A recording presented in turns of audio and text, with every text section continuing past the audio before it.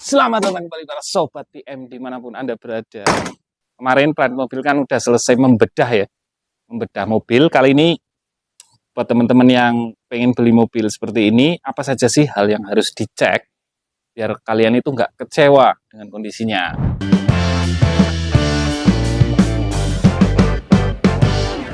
Hal pertama yang harus kalian cek ketika akan membeli mobil tentu adalah kondisi mesin.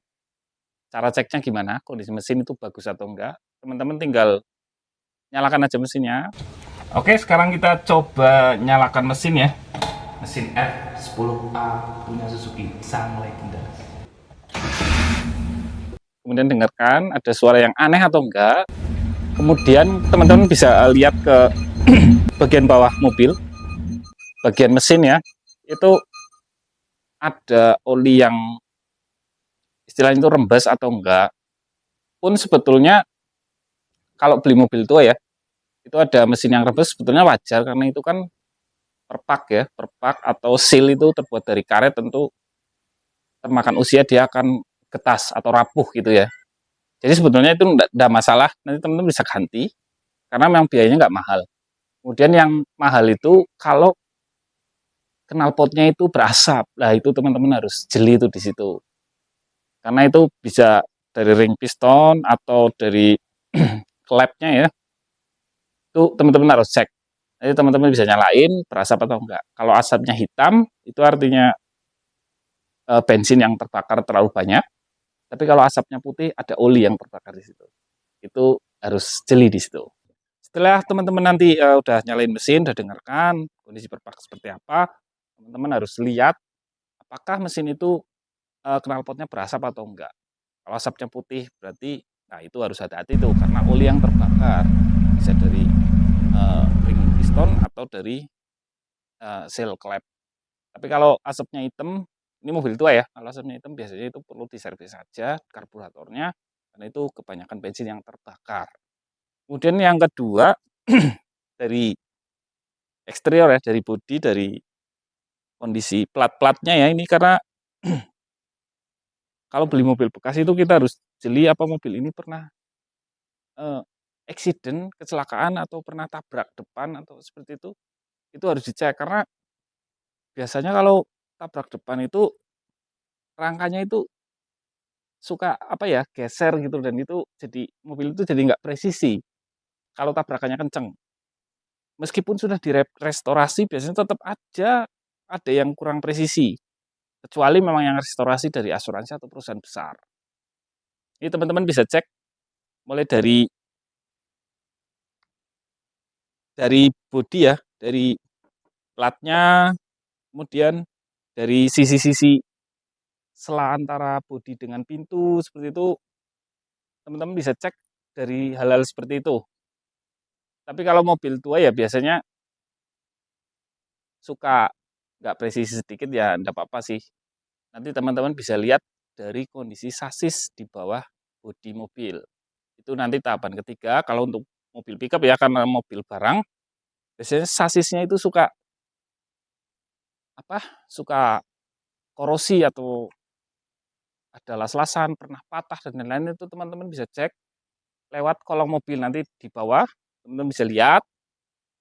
Itu penting juga ya. Itu penting buat ngecek karena mobil ini kan nanti pada akhirnya teman-teman dipakai buat muatan barang yang cukup berat sampai 1 ton atau lebih sedikit gitu ya. Itu hal-hal wajib 3 tadi. Kemudian yang kalau eksterior interior sih sebetulnya interiornya ya kalau mobil pickup nggak terlalu penting sih, yang penting itu sasis, mesin, eksteriornya.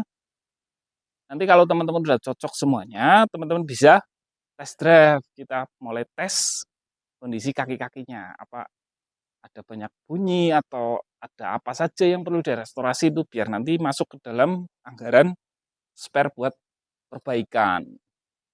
Itu tadi yang keempat ya, kita nanti test drive.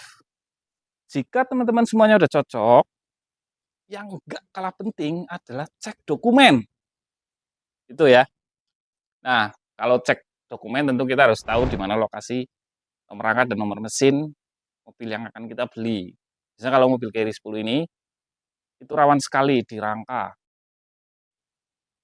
Kalau teman-teman sudah cocok semuanya, selanjutnya adalah kalian harus cek keabsahan dokumen dari mobil yang akan kalian beli.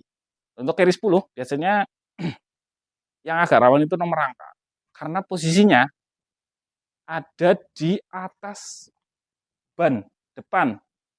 Itu di sekitar sini teman-teman ya.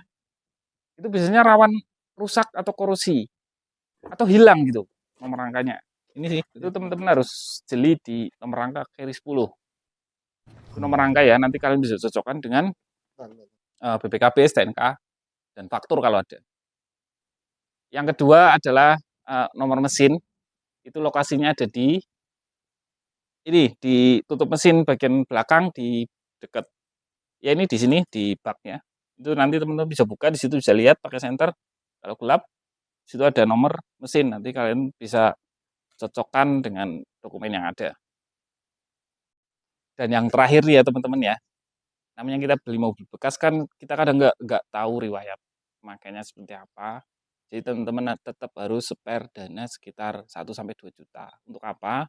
Minimal untuk servis ringan, untuk ganti oli, untuk benerin mungkin kaki-kaki, kampas rem, yang kita nggak tahu gitu ya, kondisinya seperti apa. Cuma rem belakang yang nggak bisa dilihat. Kan nggak mungkin kita mau beli bongkar-bongkar ban, sama yang jual nggak boleh dong.